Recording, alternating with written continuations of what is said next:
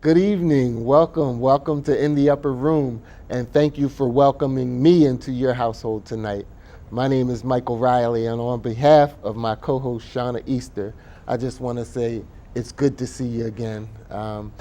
Tonight might be a little different. I might be by myself for the entire hour, and that's okay because you guys have been my family, and you've welcomed me, you've supported me. I feel right at home just sitting here having a conversation with you, and I trust that you've had a great weekend. I hope you did, and I know that you probably had a successful week as well. That is my hope for you.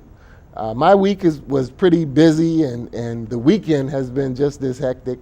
But you know what? It's just a pleasure to be here. Uh, like I said, I may be by myself for this hour tonight, but I've had some thoughts on my mind, and this may be a good time for me to sit back and to share with you some of the thoughts that have been on my mind. One thing that jumps out at me is the whole least access situation. I believe that there has certainly been some insincerity going on the part of some of the parties participating in this process. There's going to be real consequences to some of the games that have been played. It may very well turn out that some of the programs that you've come to love and support, they may be in jeopardy. As some have mentioned, to my knowledge, we don't know who this third-party manager is or will be. We don't know what their agenda is going to be. So, my thing is this.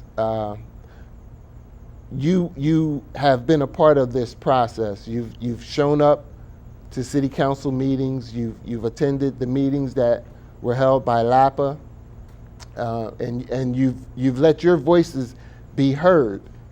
And I believe that those of us who are program hosts, we've put our foot forward, and we've given our best effort as well to ensure the continuation of our individual programs and the family here on Channel 28, because we are a family.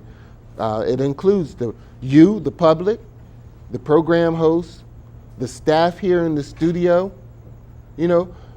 Everybody's success is sort of intertwined, and I have to say I'm very proud of the participation on the part of those who are stakeholders in this process. Many have not been treated as though they were stakeholders. They've been locked out of negotiations. They've had people cut deals on their behalf without even informing them. And I don't approve of that. Quite frankly, I'm really taken aback by that whole process. And for our common citizens, and common not meaning mediocre or marginal, I'm just saying the everyday person. A lot of things that are going on that affect you, they go on behind the scenes, behind your back, and you never know the deals that are being made. Now that's a report coming from me. It's my observation.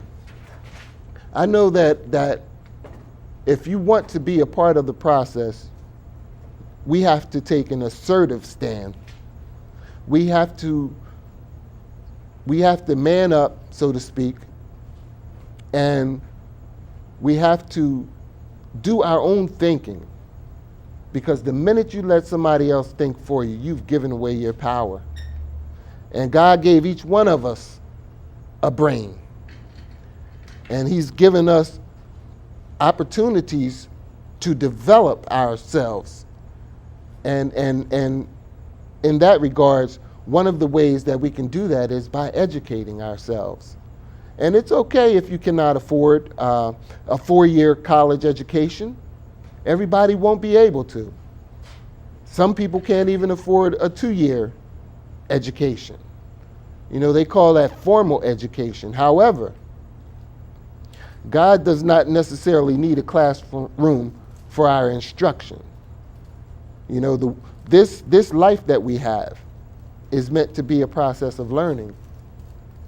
And when I say it's meant to be a process of learning, I believe that we all have a certain amount of opportunities And some of us are going to just simply have to look harder to find our opportunities. Don't be afraid to fail. Don't be afraid to be rejected. And that's my personal story, because, you know, some of the things that I'm able to do today, I scratch my head and I have no idea how they came about. But that's because, you know, God has a plan, and sometimes, you know, we don't necessarily see every step as it unfolds. But he's gone ahead of me and he's ordered my steps, you know. And I'm not supposed to be able to do certain things left to my own volition. But he who is in me is greater than he who is in the world. And we want to ask that you continue to pray for our programs on this television program, on this television station. Channel 28, you know, live leased access has survived many challenges. And I'm not going to say that we won't survive this one. I am going to say that, as Herman Holloway stated during his program, and many others have stated, that the fight continues. You know, just because someone rings that bell, it says protect yourself at all times. And it would not surprise me for those in opposition to continue in live lease access if they hit below the belt, if they hit after the bell.